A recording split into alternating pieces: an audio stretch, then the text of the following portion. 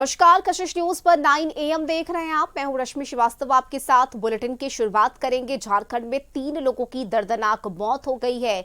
Goa night club हादसे में इन तीनों की ही जान चली गई। रांची के 2 सगे भाइयों की मौत हुई है। खूंटी के मोहित मुंडा की भी मौत हुई है। तो ये बड़ी खबर हम आपको बता रहे हैं, जहां थोड़ी देर में तीनों का ही शव पहुंचने वाला है। तो ये बड़ी खबर, जहां रांची में 3 की मौत हो गई है और इस खबर पर ज्यादा जानकारी आपको बताएंगे। लेकिन इससे पहले देखिए, झारखंड विधानसभा का शीतकालीन सत्र का आज दूसरा दिन है और कई मुद्दों पर विपक्ष इस दौरान हंगामा कर सकता है। विधायी कार्य पर सरकार का जोर रहेगा, तो वहीं विपक्ष आज सदन में सरकार को घेरने की कोशिश करेगा। सदन में आज द्वितीय अनुपूरक बजट पेश किया जाएगा। बजट में मैया सम्मान की दी जाने वाली राशि का भी जिक्र होगा।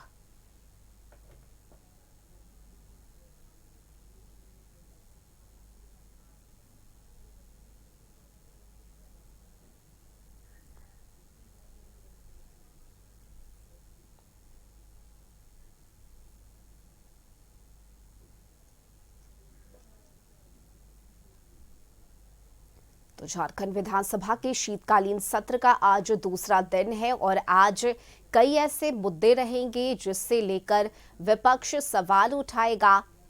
तो वहीं दूसरी तरफ विधायी कार्यों पर सरकार का जोर रहेगा। और संवाददाता राहुल इस वक्त हमारे साथ जुड़े हुए हैं। राहुल, देखिए, विधायी कार्य पर सरकार का जोर रहेगा ताकि सदन को सुचारू रूप से चलाया जा सके, लेकिन कई ऐसे मुद्दे हैं जिसे लेकर विपक्ष पहुंचेगा और आज सदन में हंगामे के भी आसार हैं। क्या जानकारी आज के दिन को लेकर, चूंकि द्वितीय अनुपूरक बजट आज पेश किया जाना है?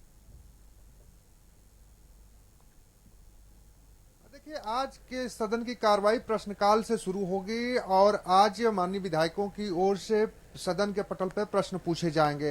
हालांकि प्रश्नकाल के बाद जो द्वितीय अनुपूरक बजट इस साल का पेश किया जाएगा, लगभग माना जा रहा है कि 8,000 से 9,000 करोड़ का ये अनुपूरक बजट होगा। और इस अनुपूरक बजट में सबसे खास बात यह होगी कि मैया सम्मान योजना और स्वास्थ्य पे ग्रामीण विकास जैसी योजनाओं के लिए खर्च करने की राशि का ब्यौरा इस बजट में होगा। उसके साथ ही साथ ये भी माना जा रहा है कि बीते दिन एनडीए की बैठक हुई थी। एनडीए की विधायक दल की बैठक में छात्रवृत्ति जैसे मुद्दों को लेकर सरकार को घेरने की तैयारी विपक्ष की ओर से किया जाएगा सदन के अंदर। तो कह सकते हैं कि प्रश्नकाल से शुरू हुए सदन के अंदर हंगामे के आसार इसलिए दिखाई दे रहे हैं कि छात्रों के मुद्दे पर, कानून व्यवस्था के मुद्दे पर और संथाल परगना में बिगड़ रही डेमोग्राफी के मुद्दे पर सरकार को घेरने की पूरी कोशिश की जाएगी विपक्ष की ओर की। हालांकि इस दौरान जो द्वितीय अनुपूरक बजट पेश होना है उसे सदन के पटल पे राज्य के वित्त मंत्री राधाकृष्ण किशोर रखेंगे और द्वितीय अनुपूरक बजट पर जो चर्चा होगी वो कल की तारीख निर्धारित की गई है। सदन के अंदर 9 दिसंबर को इस अनुपूरक बजट पर चर्चा होगी। हालांकि कुल 5 दिनों तक चलने वाले इस विधानसभा के सत्र का आखिरी दिन 11 दिसंबर निर्धारित है। तो ऐसे में हम कह सकते हैं कि कई मायने में आज का जो सदन की कार्रवाई होगी वो काफी खास होगी, क्योंकि सदन की कार्रवाई की शुरुआत प्रश्नकाल से की जाएगी। जी बिल्कुल राहुल, इसके साथ ही देखिए, मैया सम्मान की दी जाने वाली राशि पर भी जिक्र होना है। लेकिन विपक्ष की अगर हम बात करें तो क्या लग रहा है, कौन कौन से मुद्दे हैं जिसे आज सदन में उठाया जा सकता है? रणनीति क्या बनाई गई है विपक्ष की तरफ से?